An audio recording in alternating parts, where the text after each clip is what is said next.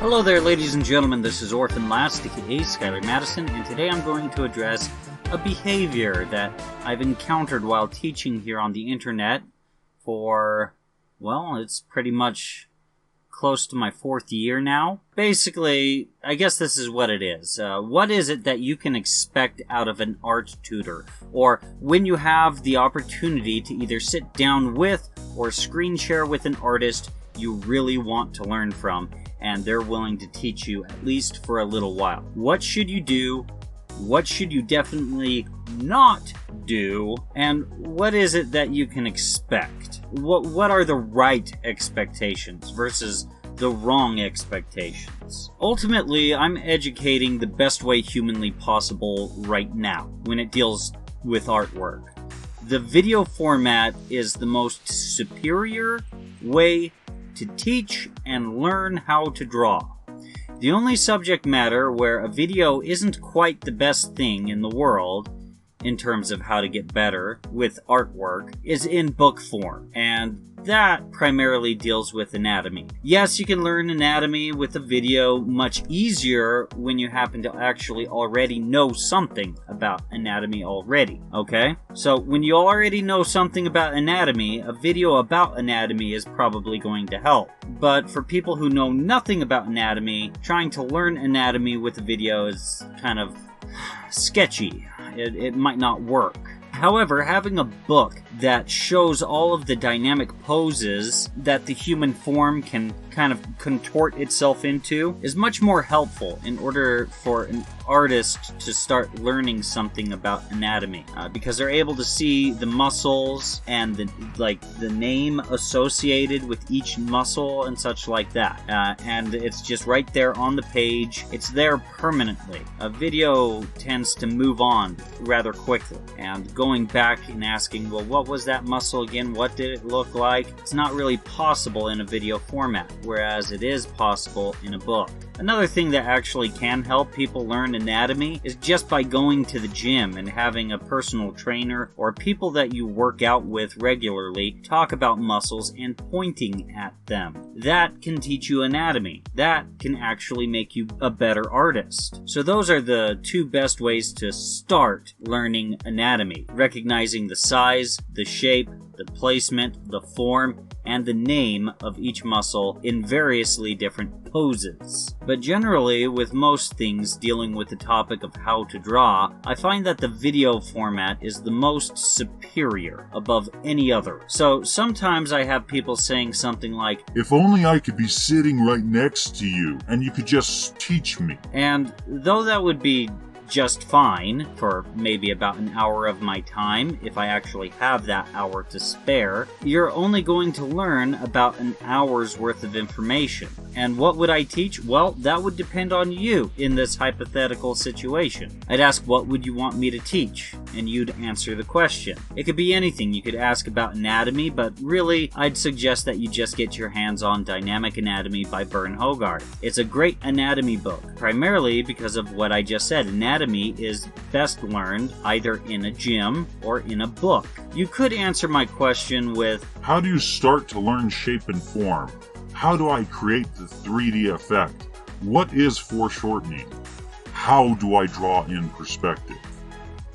If I were to tutor you in this hypothetical situation, we could cover any of those topics, but only just one of those. I won't talk about every single thing that you want to learn, because that would take months to discuss. But more often than not, what I find is that I'll start answering their question for about 2 minutes, and then they change topics to, how do I draw shadows? And I pause for a few seconds and feel like I'm wasting my time, and then say, do you want me to continue teaching perspective, or do you want me to talk about light and shadow? And they usually say that they want me to teach light and shadow. And so I start all over again and kind of start getting set up to teach how to draw light and shadow, and less than 2 minutes into just getting set up to start teaching and talking about light and shadow, I'm suddenly asked a different question. What's the difference from 1-point perspective to 2-point perspective? In the past, I've actually been stupid enough to keep changing topics with them, but that's a complete and total waste of time, to keep getting asked questions before you can even remotely come close to actually scratching the surface without scratching the surface. But when I've tried to bounce around to each question without ever actually teaching anything, what's happened is the hour winds up passing, time's up, I'm packing up my stuff, ready to leave, and just before leaving, they thank me for some reason. And my response winds up being, well, why would you thank me? I didn't teach you a single thing this entire hour. We just kept jumping from topic to topic before I could even scratch the surface of any topics that you wanted to discuss. What's going to happen is you're going to go home feeling inspired, and then you'll sit down to draw and realize that I didn't teach you a single thing. You didn't learn a single thing from me. When I have a video that is 35 minutes to 45 minutes or whatever, however long it is, it's because it takes that long to talk about that topic. At least up until that specific point, up to that particular skill level. It takes that long to talk about it. So giving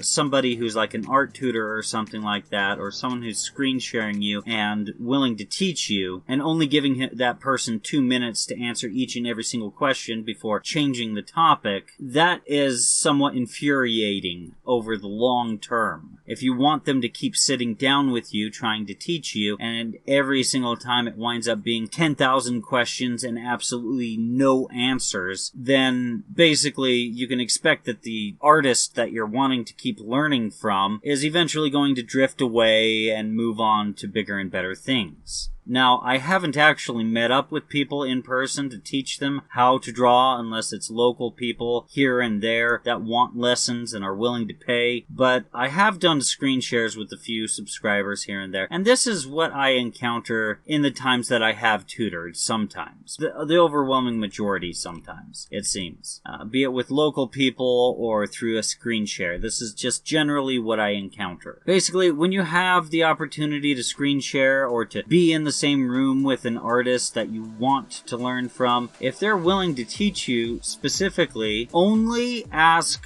one question about one topic. You can ask questions, multiple questions, as long as it's on topic. If it requires the tutor, or basically the teacher, to basically throw everything away and then just grab a whole bunch of new material to start teaching a completely different topic, you're starting to irritate the tutor, basically. Because you're wasting their time. They're setting time aside in their day to teach you. And especially if it's a free lesson, it becomes even more of a waste of time. But ultimately, when I've tutored people, there have been times where I literally say and do everything that I say and do in my videos, nearly word for word. If I was sitting there next to you, teaching you how to draw, you might as well be watching my videos. That's why videos are the superior way of learning how to draw, with anatomy, of course, being the exception to the rule, in my opinion. If you want to learn from a specific artist, and that specific artist is nowhere to be seen, there's no way to sit down and get tutored by them, or there's no way for you to screen share and get tutored by them, watch their videos. If they have videos, watch their videos. Those videos are gold, because those videos contain everything that they'd be teaching you if they were sitting down right next to you or screen sharing with you trying to tutor you. They are teaching you the exact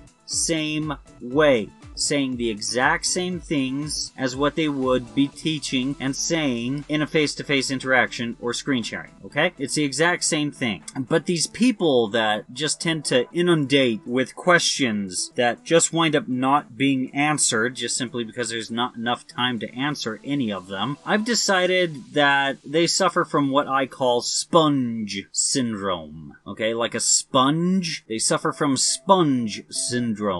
It's a term I've just kind of come up with. Basically, this is why.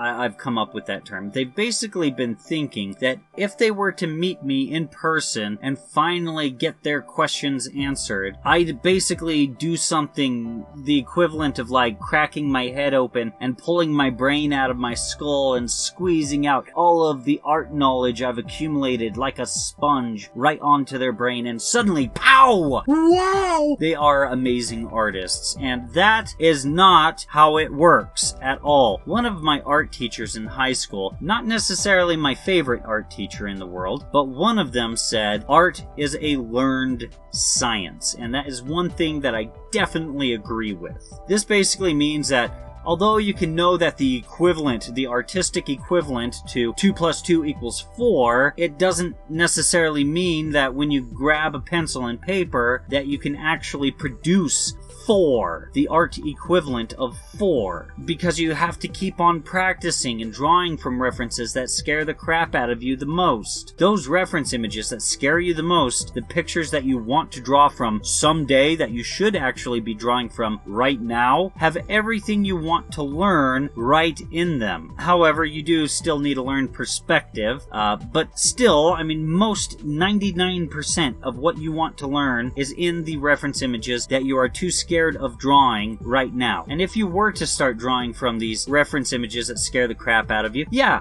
some of you will wind up drawing one crappy picture after another, but I'm not suggesting that you always necessarily draw from a reference. Draw things that you like drawing, but make sure that when you do draw from a reference, it's going to be a reference that you're actually going to learn from. Something that scares you. It doesn't matter if the picture winds up being amazing or not, because even if the image winds up being a pile of crap, okay? If it's just a terrible picture, if you were to go onto an artist's Discord server and post your picture right next to the reference and ask, what did I do wrong? The artist you're seeking help from can answer that question, usually in only a few phrases. What's wrong with the picture and how to fix it. Just today, as I'm writing this script for this video, I had someone post a picture with the reference right next to it on my Discord server, and I literally critiqued what needed to be improved with it. Then someone else wound up giving the reference image a try, and with my advice accompanying their approach, they wound up showing me basically a better version of the picture based off of what they saw in the reference and what I said about it. It was a half-decent looking rough draft of the picture, and it really was just a rough draft. It was just a figure drawing with cylinders and such like that. If you haven't joined my Discord, you really should. There will come a day where it will be harder to talk to me because everyone's voices will be drowned out by the multitude of a huge audience. Someday it will be like that. If you want to learn from me, my Discord server is the best place, especially when you share your works in progress and your final draft. I'm able to critique and help out quite a bit on my Discord server. A link to my Discord server is in the video description below. And this isn't just some self-promotion ploy. I provide tutorials on my channel for a reason. I love teaching, I love seeing artists improve over time, and I really hope that my videos are of assistance. So just kind of to backtrack a little bit, those reference images that scare the crap out of you, and you tell yourself, one day I'll draw from this, one day I'll be good enough to draw this awesome picture. Those are the images that you should actually be drawing from right now. If you have a mindset that you'll only get better when you magically get better, then basically you will never get better. Pure and simple. Like, I don't know how else to really say it, to be honest. And none of what I'm saying is, at least from my perspective, coming from a position of tough love. This is just me stating the facts. Also, I'd like to kind of address something. Inspiration has nothing to do with producing good artwork. You can feel inspired as you draw a picture that you'll later on wind up regret drawing. And if you're ever fortunate enough to have an art tutor, keep in mind that the tutor isn't there to be your cheerleader. Sure, a good tutor will be encouraging, will try to be as nice about their critiques as possible, trying to keep you encouraged to some extent.